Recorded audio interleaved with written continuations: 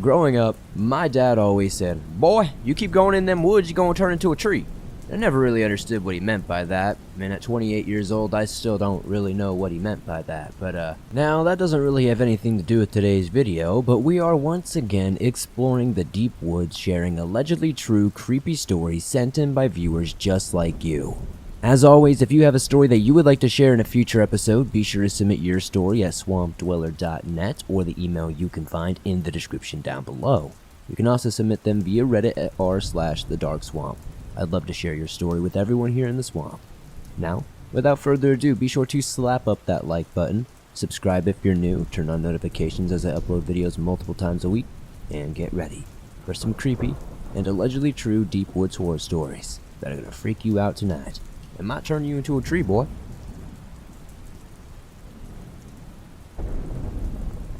Never camp alone. You'll regret it. By Takaya.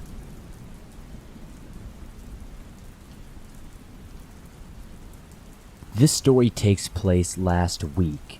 Me and my friend decided to go on a camping trip. I decided to bring Chief, my 150-pound Newfoundland dog. Before I continue, I just want to say that Chief is not like most Newfies. He was born and lived in the bush for what I believe was the first year of his life and developed good hunting skills during it. Now, I found him caught in my trap lines 9 months ago. I'll skip over a bunch of stuff to cut to the chase. We bonded during his recovery very strongly. He is now a strong, healthy farm and guard dog. Anyway, one day me and my friend, we'll call him Jimmy, decided to go on a week-long camping trip in northern Ontario. So, we packed our bags, took a week off work, jumped into my F-150, and headed north. When we reached the woods, we put our packs on. I loaded Chief with his little buggy. I built it so he could pull his weight during the summer and fall camping trips, versus only having a sled in the winter. That carried our tent, sleeping bags, and we started out. We covered 5 miles by the time we began to set up camp. Once we were set up for the night, I took Chief's harness off so he could wander around, crap, and do his business. When it was time to eat, I gave Chief his food and we ate. Me and Jimmy sat beside each other and were eating our pork. Chief was laying beside the fire, his head on his paws, looking at us, when he suddenly got to his feet and let out the loudest, deepest bark I have ever heard, which was only increased by the echo of the bush. When we turned, we saw some branches shaking and something running away. We decided that it had to be just a raccoon or just some sort of bear cub. Later that night, we were just chatting. Chief had gone off to pee or something of the like, when we heard something coming up to the left of us. I figured it was just Chief, when all of a sudden I saw a flash of black fur to the corner of my eye. Right then and there, Chief barreled between us in the campfire. I turned my head in time to see a man who would have been around 6'1" with a piece of firewood get to his feet, raise it above his head to hit him, but before he could land a blow, Chief jumped up and landed dead square in his chest, pushing him to the ground. When he landed, before the man could grab Chief, he had bitten his forearm. I don't mean like a nip like your puppy does to be mouthy, but an actual bite like whatever he was doing, it was intentional and he wanted to hurt him. It's like if a coyote attacked you, you know? By the time the man realized he was even bitten, Chief was already off. This man whirled around onto his feet, on his hands and knees, and began running back to the wood. He tried to take it, to try to smack Chief, but he was being stared down by the wrinkled and snarled muzzle of Chief. He was standing over the wood growling like a freaking full-grown hyena. I ran over to hold on to Chief and Jimmy helped the man to his feet. We searched him and found stuff that made us realize he didn't come for the marshmallows. We sent him on his way and I told him that if he bothered us again, Chief would not miss a second time. The rest of the trip went as planned and now Chief is laying at my feet beside the wood stove in my shed. He's a good boy and I don't think we could have done that without him. Shadow Man in the Woods by Chris B. A couple of years ago, during July, I was spending time with my best friend. We lived in a suburban neighborhood that was built over forest land. Some of the woods were kept in the backyards for private land. My friend and I were going into these woods because we had grown bored. We walked over to the backyard and we started to walk up a hill. When we arrived at the top, we were standing in front of some bushes, about up to our waist. The woods were just behind these bushes. This was around noon, and it was a hot day with no breeze at all. We started to walk past the bushes when they started to rustle violently. This caused us to jump back, nearly sending me tumbling down the hill. My friend was so scared that he began running back down the hill in sheer terror. I looked back at him and taunted him for being a scaredy cat. I told him that it could have even been a squirrel or something of that nature. I mean, rustling bushes don't necessarily mean it's a monster, right? Especially during the day. I wasn't expecting anything else. After I told him, he was still standing there for about 2 seconds and ran home. I laughed a little inside. I turned around back to the bushes, and that's when I saw it. Now, to be honest, I did only see it for a split second. It was taller than I, and it was definitely pitch black, if I had to explain a color. It was staring me right in the face. It looked like a man's shadow. I knew it wasn't mine because I had frozen up with fear, and this one had what seemed to be a hat. It then ran away to my left before disappearing right before my eyes. I started feeling a cold sensation and began running down to my friend's house and told him everything. I ask you all, what was that thing I saw? I've never seen it again, but I can never forget that moment. If anyone can shed some light, I would be very thankful. The Phantom Hiker by Anonymous. My friends and I used to go hiking and camping every spring and summer in an area known as the Backwoods. We had a number of odd events happen over the years there. The particular time I want to share happened about June of '88. Dave and I had gone out for a day hike. We decided to hike up to our usual campsite and see what, if any, fixing up in the fire pit needed to be done. We had brought Doug, Dave's large mixed-breed dog, with us. We parked at Mill Hollow Metro Parks, situated north of the Backwoods, and we were soon briskly walking down a trail running parallel to the Vermilion River.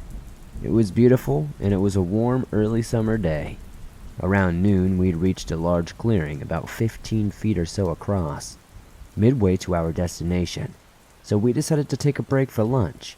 We built a small fire and soon had water heating for coffee, to wash down our sandwiches. We fed Doug, who stretched out for a nap after his meal. After eating, Dave and I were sitting on logs, finishing our coffee and having cigarettes, when Doug suddenly rolled over and sat up, staring down the path in the direction we had come from. I looked down the path, and through the brush and branches I could see a man, headed our way. He appeared to be tall, a bit taller than Dave, who is at least 6'2", dressed in wood camo from his hat to his trousers. I didn't think anything of it, as we often ran into people out for a hike, just like us, for fishing. The figure got to the edge of the clearing and then, right in front of my eyes, just vanished. We both jumped up and went over to the edge of the clearing looking for the fellow who seemed to have just disappeared. Doug, meanwhile, sat there as if bored by it all. We never saw the man or whatever that was again, and I have no idea what I saw that day. Haunted Mountain Experience by Anonymous. I often hang out with a friend who was my roommate in college. I've written about our experiences at college before, but this time I want to tell you about a mountain we went to sometimes. His uncle owns an entire mountain in the Catskills, and it's beautiful. We often go hunting there, there's lots of land, but that area is awash with paranormal activity, and this mountain is no different. I've had 2 separate experiences, but one is scarier than the other. The first one was during deer season. My friend put me in a tree stand that overlooked the open areas of the mountains, and we could see all the barns in the house. I was up there for probably the better part of an hour, and hadn't seen anything, so I was scrolling through Facebook on my phone. And then, I heard something strange. I look up and I see some movement in a distant field maybe about 400 yards away, and what sounded like drums. I raised my gun and looked through the scope. It was 8 or 9 people dancing together in a circle. Mostly males, I think. Many of them shirtless. I got on my radio and talked to my friend who was down in the woods about 300 yards in the opposite direction. and described to him the situation. I also asked how many people were home, and he said there was nobody else there at the time. I watched for another 5 minutes before the drum beats faded and the people disappeared one by one. My friend said it was likely Native American spirits practicing their ancient rituals. The second incident was when we were just walking up the hill. We came to an opening. It was an old overgrown field, not very large, and there were a couple of old rusty cars laying around. We got to a small knoll, maybe about 75 yards away from us, and there was also an old well there. The kind that's like circular where you had to drop a bucket down into it. It was broken down and very old, but not in too bad of shape overall, all things considered. What happened next left us paralyzed and gave me, and maybe him, several sleepless nights. A man suddenly came climbing up out of the well, old-style clothes and a beard. When he got up, he stopped and looked all around, and despite us being right there, he didn't seem to notice us at all. He ran into the woods and disappeared. Apparently, historically, some unsavory characters used to dispose of bodies down that well. I don't know if it was a full-bodied apparition of a victim or something more sinister.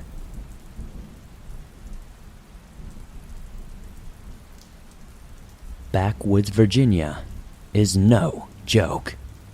By Jackson T.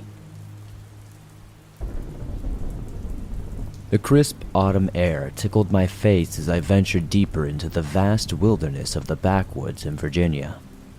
I had always found solace in the solitude of nature, but this solo hiking trip was my escape from the chaos of the city. Little did I know that this journey would turn sinister, plunging me into a nightmarish world I could have never imagined.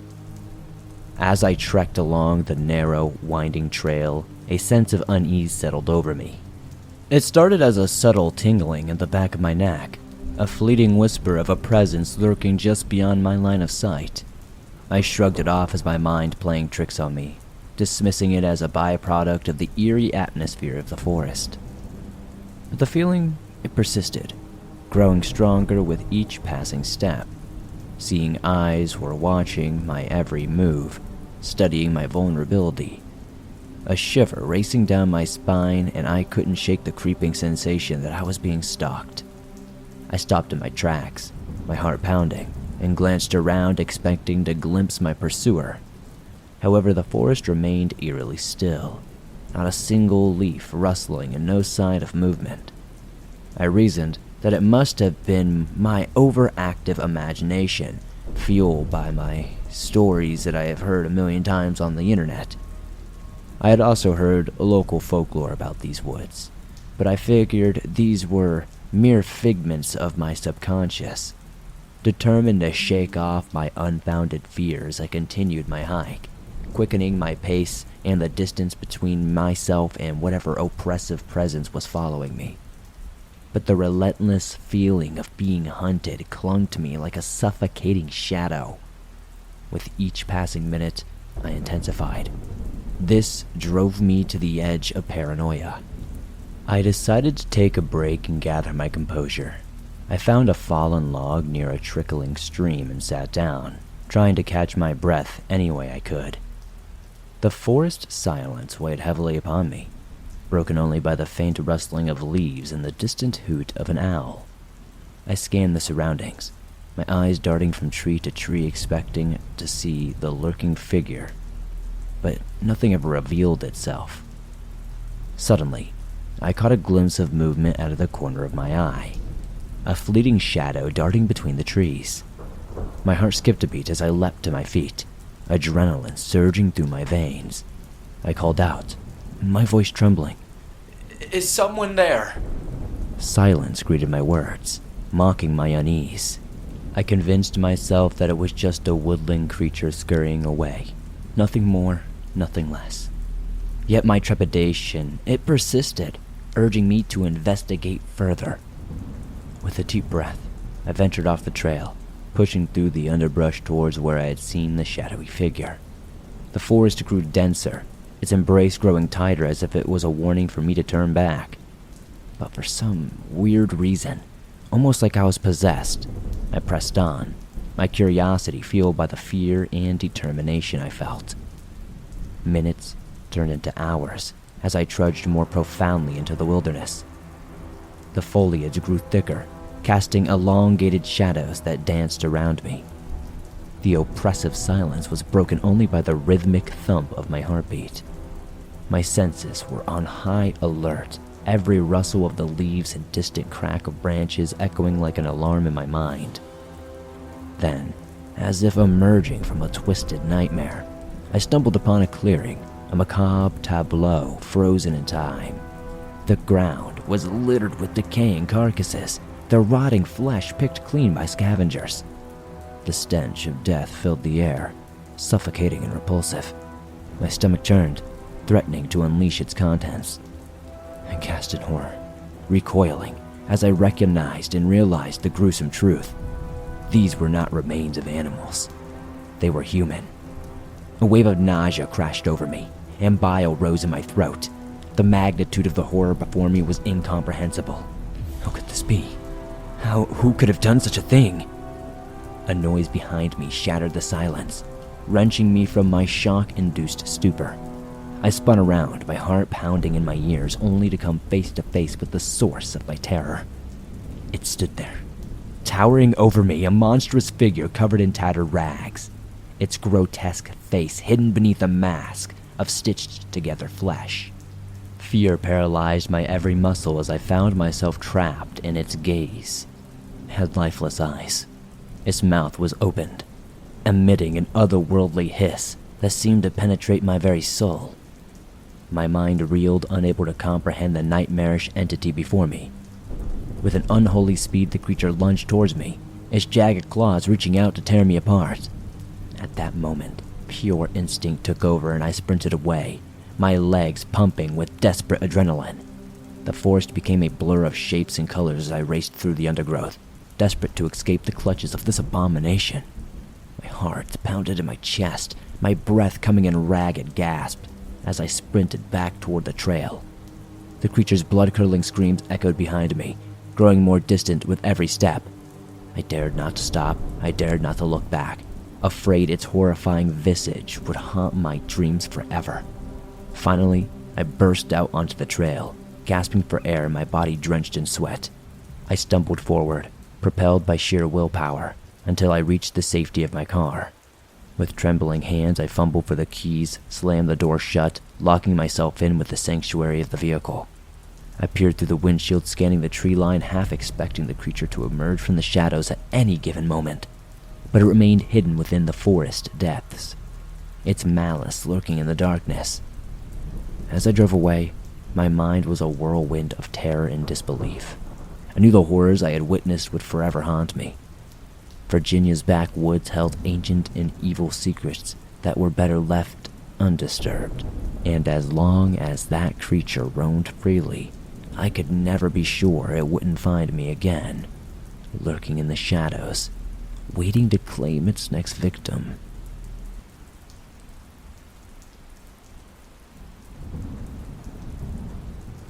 A Cold Day in Louisiana by Anonymous.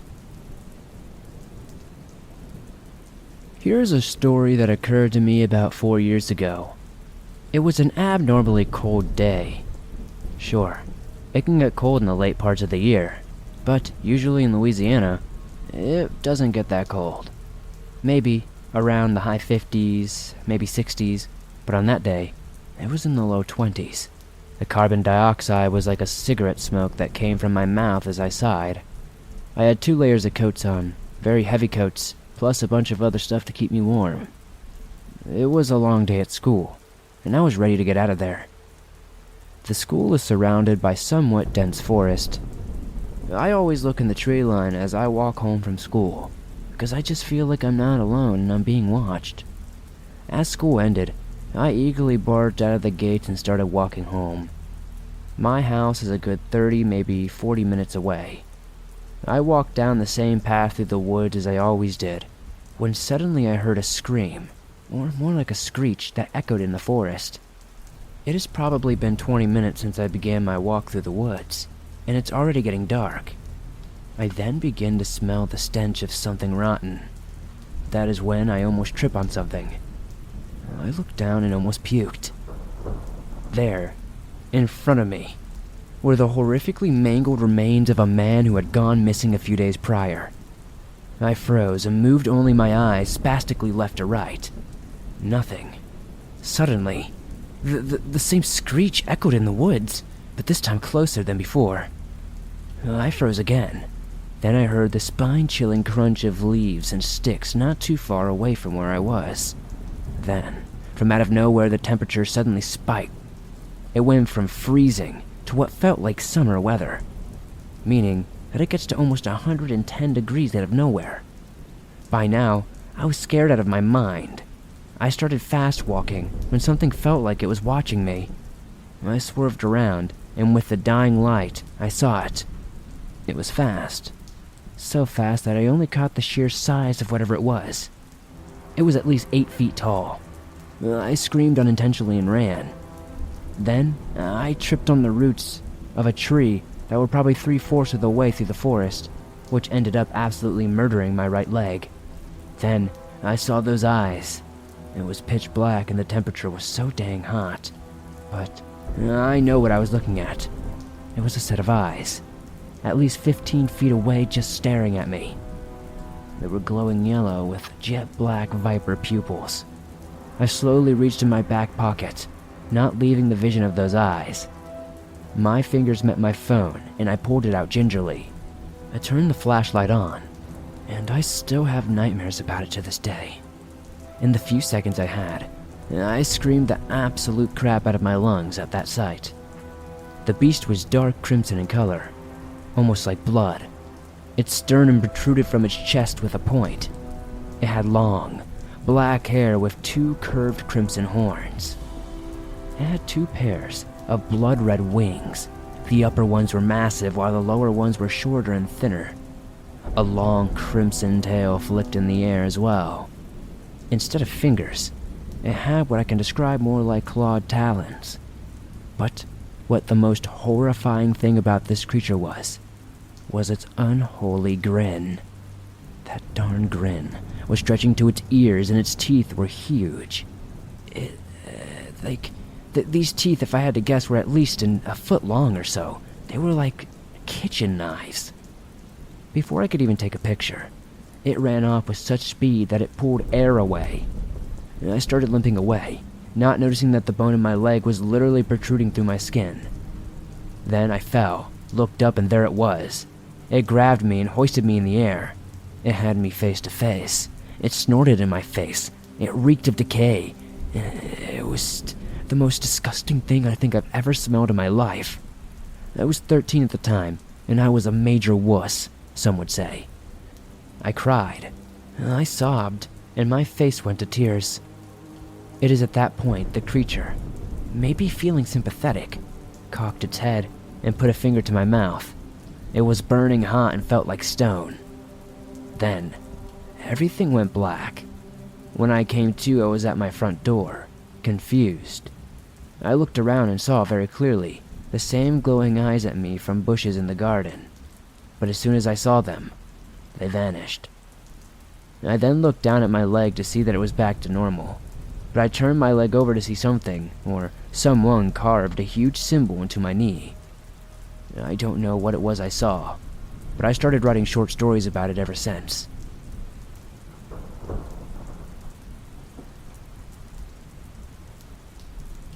Someone is in the Woods by NotTheRealJohnCena.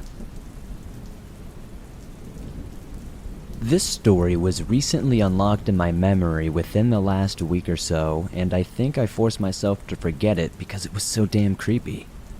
Flashback to around the year 2010. I was 9 or 10 years old, and it was a lovely summer evening in the Midwest. My buddy, who I'll call Chase for this story, invited me and 2 other friends in the neighborhood for a sleepover. As I said, we were at an age where adult supervision started slipping, and Chase's house was an excellent spot for unsupervised shenanigans. A relatively older couple adopted Chase. I remember his parents being in their late 50s while most of ours were in their 30s or early 40s. His father was paralyzed from the legs down while serving in the Gulf War and required caretakers. His mom was some business executive who wasn't in town too much. In addition, Chase's only sibling was much older and had already moved out for college by this time. So whenever we were hanging out there was rarely many eyes on us. We never did anything wrong, mind you, but typical stuff you'd imagine kids at the time would do. Shooting airsoft guns, putting all kinds of crazy seasonings and instant ramen, staying up late playing M-rated games, and all that good stuff. Chase's house was also by far the most prominent in the neighborhood, sitting on top of a hill with a gate, a long driveway, and a huge yard that surrounded the perimeter of the house that backed into a wooded area that eventually led into a state forest. This particular night, Chase thinks it would be a good idea to set up a tent in the woods and camp out for the night. While I don't think we were jumping out of our skins to do this, we all did comply on the condition that we stayed at the edge of the woods to use the bathroom and get snacks quickly from the house. We set the tent up, laid our sleeping bags, grabbed as much junk food as possible, and hung out in the tent for the night. We goofed around for a few hours, even after the sun sets, until the sugar high dies off and the unhealthy food settles in, and we one by one fall asleep. I was usually the first to crash at sleepovers, and tonight was no different. However, this sleep was brief. I got woken up by someone shaking me out of the pitch black. As my eyes adjust, my friend's concerned face comes into focus. Before I can chew him out for waking me up, he whispers, Hey, do you hear that?" I sat up carefully until I heard the noise he was talking about, noticing another one of my friends was also awake. It was a whistle. Somebody out in the woods was whistling. Each whistle was drawn out and breathy, followed by another equally drawn-out note. Even writing about this now still gives me goosebumps. From the sounds of it, it wasn't that close, but not that far either. I'm sure my expression turned to horror as my friends woke the last friend up. We all sat in silence and listened for a minute, trying to determine the direction of the whistling. It could have been coming from the house. Maybe one of Chase's dad's caretakers decided to stay the night, but this didn't usually happen. It's not something that ever happened, actually. It didn't take us very long to realize that the whistling was coming from within the woods, and it certainly was not coming from the house. But it was getting closer to us. With that, we were out of there. We took 15 seconds or less to get our shoes on and sprint to the front porch. We left everything in there. Our snacks, pillows, sleeping bags, DSs. We didn't dare to go back. Under the light of this heavily illuminated driveway, it's like a mini parking lot. We all gained a newfound confidence. At this time, we convinced ourselves we weren't scared, so we got our airsoft guns from the garage and started to basically sit behind the trash and started taking shots into the woods, trying to intimidate or attack whoever was out there. As we were yelling like a bunch of idiots, we couldn't hear anything. But at this point, we cooled down. We listened intently and didn't hear anything more. Knowing that we were satisfied, and went to sleep on his living room floor after this after playing a little bit of Xbox, that experience was creepy and lasting. But what was most terrifying was what happened the following day. We all woke up and started talking about how creepy everything that had happened last night was, and under the light of day made the walk down to our tent. As we got closer, we noticed something looked off about the tent. It had been completely thrashed. The rain tarp that had primarily been, tied to everything else was yanked off. It looked like one of the corners had caved in, like someone broke it. And the poles looked like they were bent in half in several places. Yeah, we had left in a hurry, but I find it hard to believe that 4 10-year-olds could do this amount of damage by just running out of the tent. Making our way over to the front of the tent, my face dropped when we saw an extent of all the carnage. Everything inside was trashed. Our snacks had been dumped out and seemingly stomped on. Several of the sleeping bags and pillows were thrown into the woods and cut open. Chase's DS had been snapped in half, and worst of all, one of the sides of the tent had slits all along the side of it, as if some psycho had a stabbing frenzy. All of us shockingly said little. Despite all of the bravados we had boasting about how we were not scared and we were going to beat up whatever was in the woods the previous night, the 4 of us packed up the tent, gathered the stuff we could, and brought it back to the house. Chase's family probably never would have used that tent again anyways, and I'm sure he just convinced his family to buy them a new one since they were more well off than most of us. After this sleepover, we all naturally separated as friends. It was at the end of summer of 5th grade. Chase went to a private middle school and the rest of us went to a public one. where we were then separated into different cliques. I never thought about this incident again until I ran into one of my other friends there recently when I was back in my hometown visiting family. After catching up, we exchanged numbers, and lately, after seeing a Reddit thread about submitting your own scary stories to a channel called Swamp Dweller, I really had all these memories rushing back to me. I decided that I wanted to share this story, because no matter how many times I think about it, something still just feels off.